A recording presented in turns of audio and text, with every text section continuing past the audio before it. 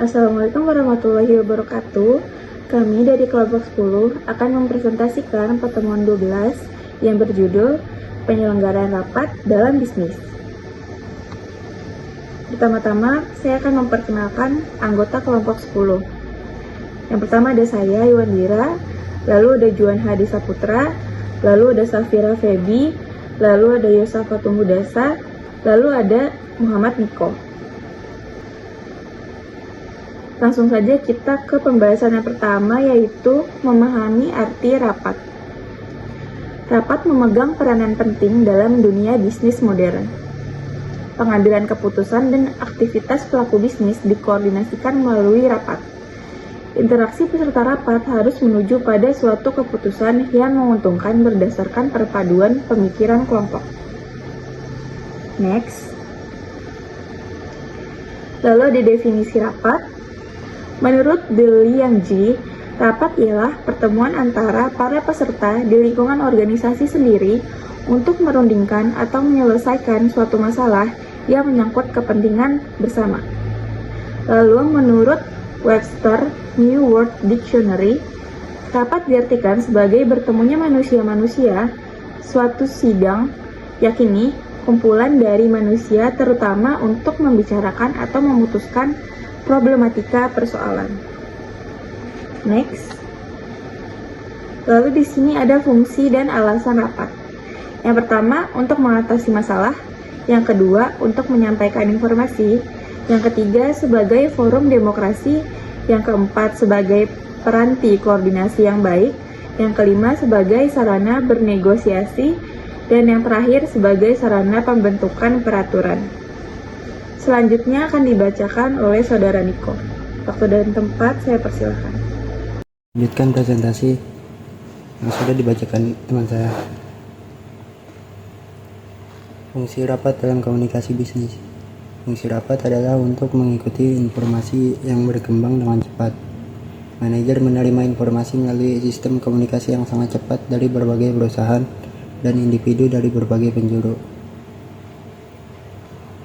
Selanjutnya yaitu pengambilan keputusan yang didasarkan pada informasi berpengaruh pada setiap aspek perusahaan, antara lain ada penjualan, pemasaran, manufaktur, keuangan, dan perencanaan. Alasan penyelenggaraan rapat. Alasan diadakannya rapat yaitu pertama yaitu untuk menerima laporan dari peserta rapat, yang kedua untuk mencapai keputusan bersama, yang ketiga untuk menganalisis atau memecahkan permasalahan, yang keempat untuk mencapai kesamaan pemikiran program atau keputusan, yang kelima untuk mencapai tujuan pelatihan, yang keenam untuk menyatukan pandangan yang berbeda, yang ketujuh untuk menyampaikan informasi penting kepada audiens, yang kedelapan untuk memastikan bahwa setiap audiens pendapat tentang informasi yang mereka peroleh dari rapat. Next. Tujuan rapat. Tujuan diadakannya rapat menurut Locker dalam Business Communication Building Critical Skill menyatakan tujuan rapat antara lain yaitu berbagi informasi. Kedua, penjajakan ide atau gagasan atau yang dikenal dengan brainstorming. Yang ketiga, evaluasi ide atau gagasan. Yang keempat, pengambilan keputusan. Yang kelima, membuat dokumen. Yang keenam, memotivasi peserta. Next. Jenis-jenis rapat. Jenis-jenis rapat dibagi. Yang pertama yaitu menurut tujuannya. 1. Rapat penjelasan. Rapat yang diadakan untuk memberikan penjelasan kepada peserta rapat. Peserta rapat tidak hanya mendengarkan penjelasan pimpinan rapat saja, namun dapat mengajukan berbagai pertanyaan. Yang kedua, rapat pemecahan masalah. Rapat yang bertujuan untuk mengatasi berbagai masalah yang sedang dihadapi. Peran dari semua peserta rapat sangatlah besar untuk bisa memberikan masukan sehingga permasalahan dapat terselesaikan. Next. Rapat perundingan. Rapat perundingan adalah rapat yang dilaksanakan yang bertujuan untuk dapat merundingkan suatu konflik atau dapat juga untuk mencari jalan tengah supaya tidak merugikan berbagai pihak yang sedang mengalami terjadinya konflik. Selanjutnya akan dilanjutkan oleh teman saya. Oke, saya akan melanjutkan presentasi dari teman saya. Yang kedua, menurut sifatnya, ada rapat resmi atau disebut juga formal meeting. Rapat yang bertujuan untuk membicarakan permasalahan yang penting dan berlaku peraturan rapat yang mengatur kelancaran jalannya rapat. Adanya juga rapat tidak resmi, disebut juga informal meeting. Rapat yang dilaksanakan tidak berdasarkan perencanaan, yang formal seperti rapat resmi, bertujuan untuk mendiskusikan suatu hal yang terjadi secara mendadak. Yang ketiga, ada rapat terbuka, rapat yang dapat diikuti oleh semua peserta yang informasi dan materi yang dibahas tidak bersifat rahasia. Ada juga rapat tertutup, rapat yang diikuti oleh peserta rapat tertentu saja dan permasalahan yang dibahas bersifat rahasia. Yang ketiga, ada menurut jangka waktunya. Ada rapat mingguan, rapat yang dilaksanakan seminggu sekali saja dan biasanya membicarakan permasalahan yang bersifat rutin atau sudah teragenda atau terjadwal. Ada rapat bulanan, rapat yang dilaksanakan waktunya sebulan sekali saja dan membicarakan permasalahan yang terjadi selama sebulan sebelumnya dan untuk mengevaluasi hasil dari rapat bulan lalu. Ada juga rapat semesteran, rapat yang dilaksanakan setiap 6 bulan sekali saja, membicarakan tentang masalah yang terjadi selama 6 bulan sebelumnya dan program-program selanjutnya untuk 6 bulan berikutnya. Ada rapat tahunan. Rapat tahunan adalah rapat yang dilaksanakan waktunya setahun sekali saja. Contohnya pada rapat tahunan ini yaitu rapat Dewan Komisaris. Yang keempat, ada menurut frekuensinya. Ada rapat rutin, rapat yang pelaksanaannya sudah ditentukan waktunya. Contohnya rapat rutin bulanan RT, pengurusan masjid, dan lain sebagainya. Ada juga rapat identital, rapat yang tidak mempunyai jadwal. Biasanya rapat ini membicarakan tentang permasalahan yang sifatnya sangatlah penting dan mendadak atau urgent yang segera harus diselesaikan. 5. Menurut nama. Ada rapat kerja, rapat atau pertemuan para karyawan dan pimpinan yang bertujuan untuk membahas pelaksanaan tugas suatu instansi, contohnya musyawarah kerja. Ada rapat dinas, rapat yang membicarakan tentang permasalahan kedinasan atau suatu pekerjaan. Selanjutnya akan dibacakan oleh teman saya yang bernama Yosi. Terima kasih. Syarat-syarat rapat yang baik. Rapat akan menghasilkan tujuan yang diharapkan, kebaikan, kerukunan, kekompakan, kerjasama yang baik jika pelaksanaannya memenuhi syarat sebagai berikut. Yang pertama, suasana terbuka. Yang kedua, tidak ada monopoli. Yang ketiga, partisipasi aktif dan peserta rapat. Yang keempat, bimbingan dan pengawasan dari pimpinan. Yang kelima, perdebatan berdasarkan argumentasi, bukan emosi. Yang keenam, pertanyaan singkat dan jelas. Yang ketujuh, disiplin waktu. Tipe-tipe pemimpin rapat. Yang pertama, tipe otoriter, tipe demokratis, tipe laissez-faire. Tipe-tipe peserta rapat.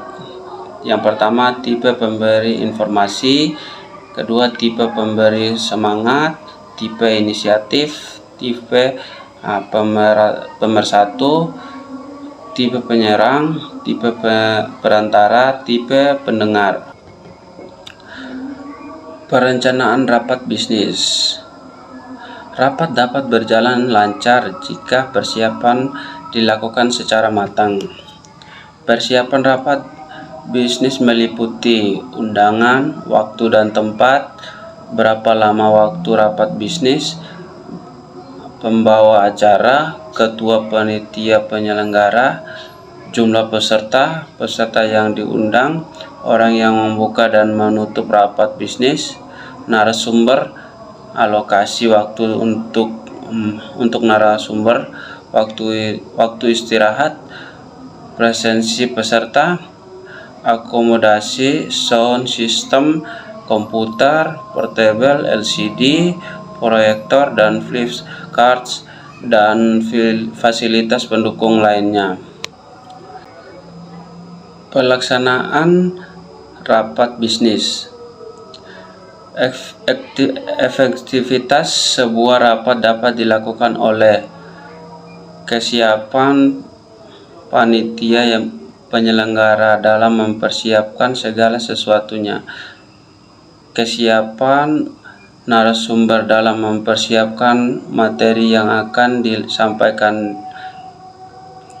kehadiran serta keaktifan peserta dalam mengikuti kegiatan rapat bisnis tersebut.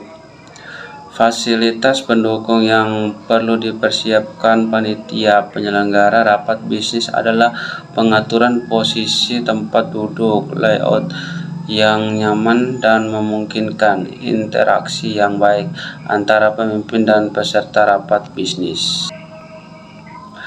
Menurut Dobson, ada beberapa pengaturan tempat duduk yang dapat digunakan untuk penyelenggaraan rapat bisnis, antara lain boardroom seat, gaya persegi 4, shape style bentuk huruf U, classroom style gaya ruang kelas, dan circular style gaya melingkar.